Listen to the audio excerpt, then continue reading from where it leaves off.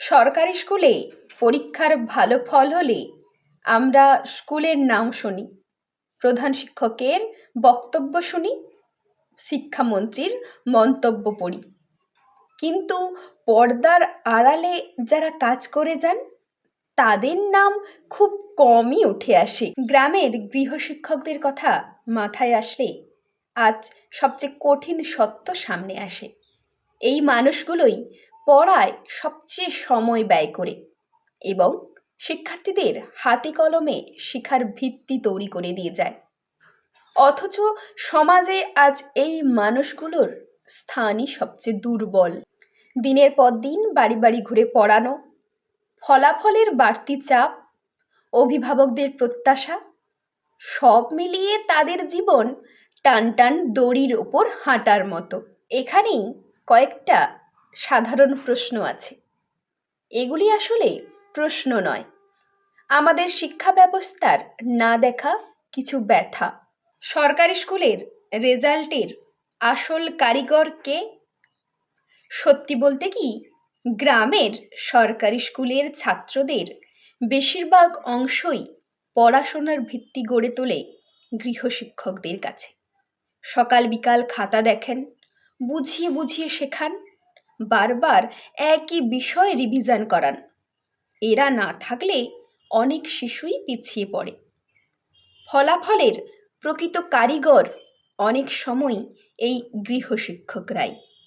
সরকারি স্কুলের শিক্ষার্থীরা কোথায় বেশি শেখে?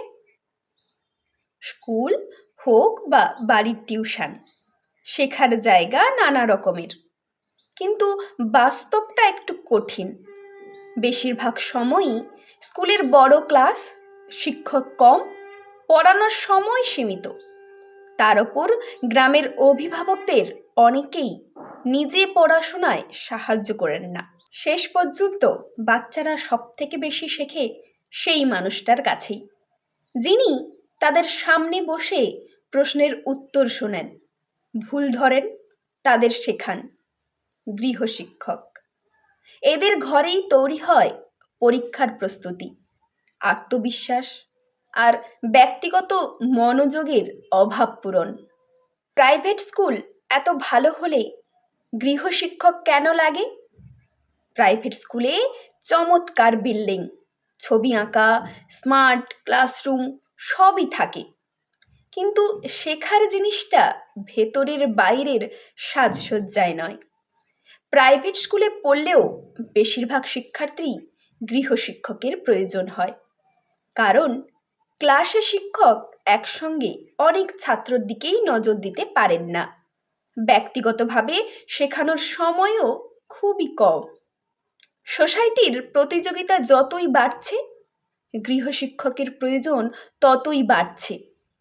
এটা প্রমাণ করে স্কুল যতই ভালো হোক, ব্যক্তিগত গাইডেন্সের বিকল্প নেই। গৃহশিক্ষকদের বিয়ের জন্য কন্যা পাওয়া যায় না কেন? সত্যি কথা বলতে কি, অনেক পরিবার এখনও পেশা দেখে বিচার করে। গৃহশিক্ষকের আয় অনিশ্চিত, মাস ভেদে কম বেশি হয়, স্থায়ীভাবে চাকরির নিরাপত্তা নেই। এই কারণে অনেকেই তাদের পাত্র হিসাবে প্রথমে ভাবেন না, কিন্তু তারা ভুলে যান একজন গৃহশিক্ষক শুধু উপার্জন করেন না, অনেক পরিবারের বাচ্চার ভবিষ্যৎ তিনি বদলে দেন। তাদের ধৈর্য, পরিশ্রম, মানসিক শক্তি, এসব গুণ খুব কম পেশায় দেখা যায়।